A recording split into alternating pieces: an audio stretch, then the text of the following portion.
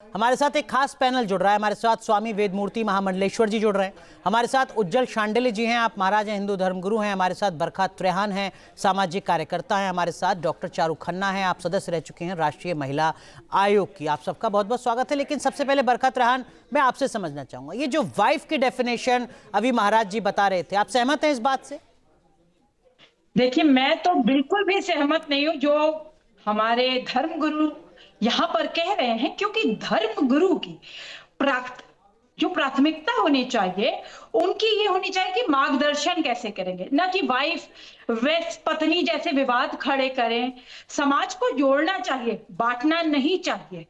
दूसरा मेरा यहाँ पॉइंट है कि भाषा का खेल नहीं है, संस्कार की बातें करें, शब्दों के अर्थ ढूंढकर विवाद खड़ा न करें।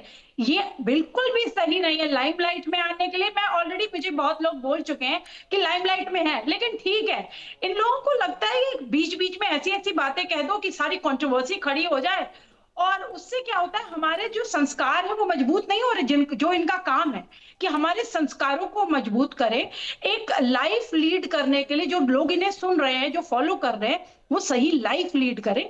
इसमें उन्हें बताएं कि क्या सही है क्या गलत है। पति के लिए कभी बोल सकते हैं ये? पत्नी के लिए तो इन्होंने बहुत कुछ बता दिया, क्या पति के लिए भी सेम बातें बोल सकते हैं? नहीं, बरखा त्रेहान मैं लौटूंगा आपके पास। स्वामी वेदमूर्ति जी, जो बात बरखा कह रही हैं, और समाज का एक बड़ा हिस्सा है जो अपनी आपत्ति जता रहा है महाराज जी के इस बयान पर कि आप पत्नी को इस तरीके से तो परिभाषित नहीं कर सकते। बाद में आप सफाई दें कि नहीं, वो तो अंग्रेजी में ये कहा गया, हिंदी में ये मतलब नहीं होता है। कोई मतलब है सर इस बात का? वेदमूर्ति जी देखिए, पूज्य महाराज श्री ने बहुत सुंदर बात कही है, हमारे समाज को एक आईना दिखाया है।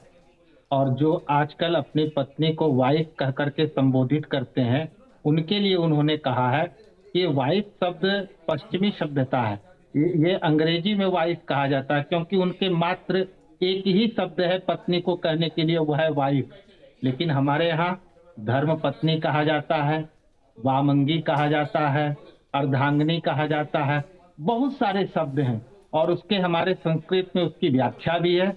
इसलिए उन्होंने जो कहा है, क्योंकि देखिए तो स्वामी जी, फिर जो सनातनी है, जो आपका सम्मान करता है, जिसकी आपके प्रति और आचार्य जी के प्रति श्रद्धा है, वो क्या करे? देखिए, हमारे शास्त्रों में कहा गया है, पत्नी मनोरमाम देही मनोवृत्तांत सारणी तारणिम दुर्ग संसारा सागरस्य कुलोद्भवाम। पत्नी जो है वह दुर्गम रूपी संसार से तारने वाली और धर्म अर्थ काम तीनों को प्रदान करने वाली। जब हम लोग फेरा करवाते हैं विवाह मंडप में, तो 4 फेरे होते हैं, 4 पुरुषार्थों को देने वाला। उसमें 3 फेरे में हमारी माताएं, हमारी बहनें आगे होती है, धर्म के प्रतीक, काम के प्रतीक और मोक्ष के प्रतीक। धर्म अर्थ काम मोक्ष चारों पुरुषार्थ को देने वाली है। और हमारे यहाँ तो नारी तू नारायणी कहा गया है। ठीक है सर, लेकिन ये तो पत्नी की परिभाषा हुई ना। वाइफ शब्द की डेफिनेशन अपने तरीके से परिभाषित करना, क्या इससे बचा नहीं जा सकता था? डॉक्टर चारू खन्ना, क्या इससे नहीं बचा जा सकता था? एक सेकंड, मैं आऊंगा वेदमूर्ति जी आपके पास। महामंडलेश्वर जी मैं आऊंगा आपके पास। शब्द है नहीं, मैं महामंडलेश्वर जी आऊंगा आपके पास। डॉक्टर चारू खन्ना, आपको अनम्यूट करना होगा शायद। डॉक्टर खन्ना, आप चाह रही हूँ, 2 चीजें मैं कहना चाह रही हूँ।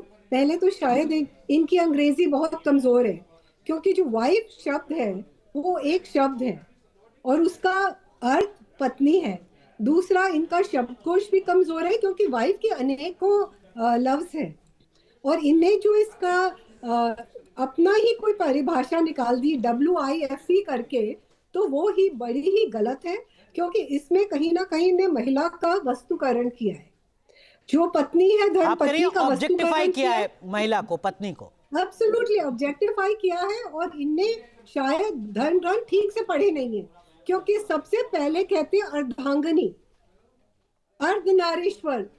शिव क्या है, भोलेनाथ क्या है? अर्धनारीश्वर। तो हर इंसान आधा आदमी और आधा औरत होता है। नहीं, वो कह रहे हैं कि अगर आप पत्नी कह रहे हैं तो आप अर्धनारीश्वर हैं, अगर आप वाइफ कह रहे हैं तो नहीं है।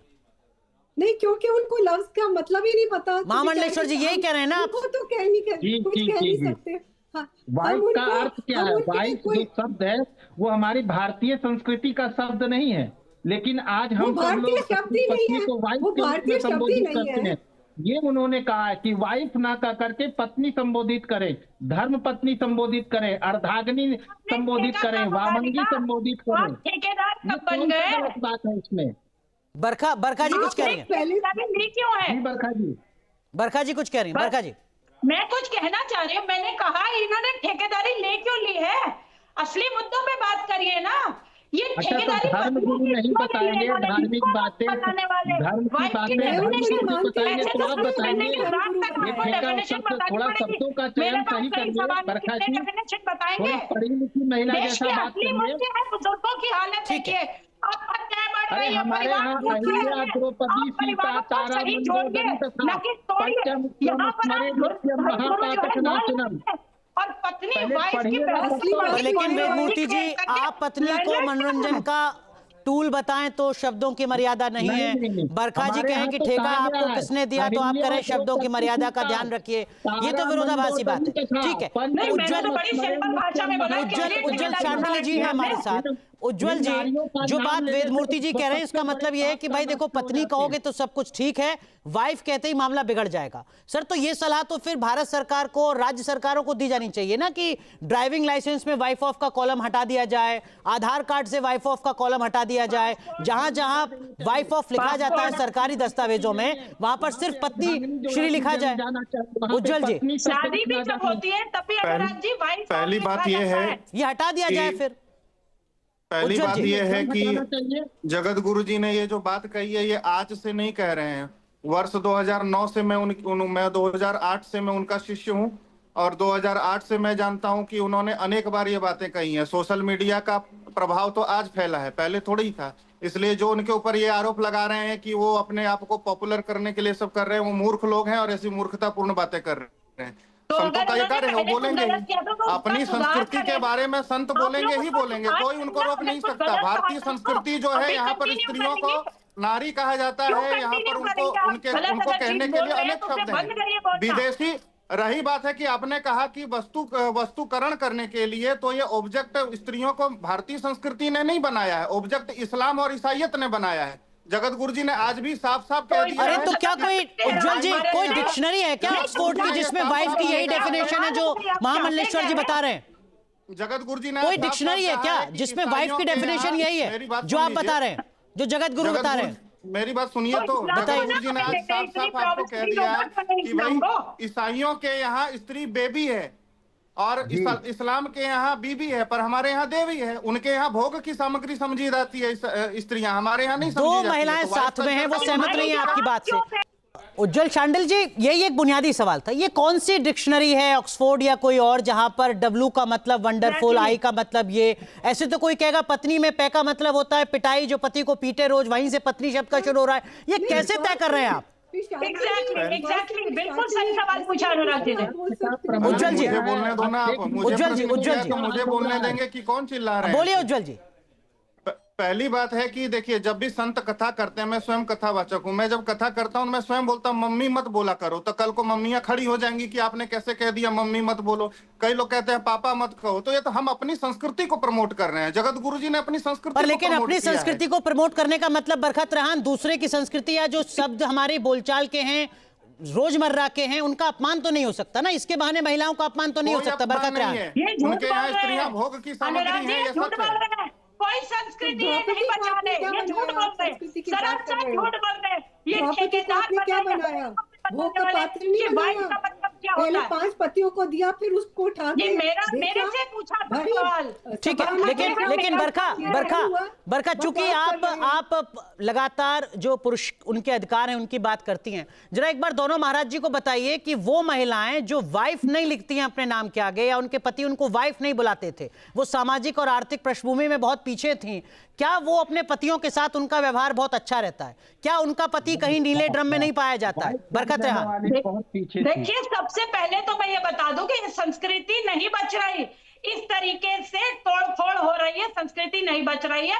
आप संस्कृति अगर बचाने के लिए काम कर रहे होते तो ऐसे शब्दों का विवाद ना खड़ा करते। आपको कोई हक नहीं है, किसी डिक्शनरी में वाइफ का मतलब ये नहीं लिखा हुआ। और दूसरी बात, जो पत्नियां नहीं भी है और जो पत्नी है, हजारों लाखों पत्नियां वाइफ हैं का इस अर्थ देश क्या, की आपके जो हिसाब से क्या हर होना रोज चाहिए, पतियों आप को बताइए। काट रही है और नीले ड्रम का कहर इतना बढ़ गया है कि जो आत्महत्या की दर 3 गुना थी, और अगर वो कह रहे हत्या हैं, को जोड़ स्वामी दें तो वेदमूर्ति 4 जी कह रहे हैं कि गुना वो already पत्नी हो नहीं, वो चुकी है। वाइफ है।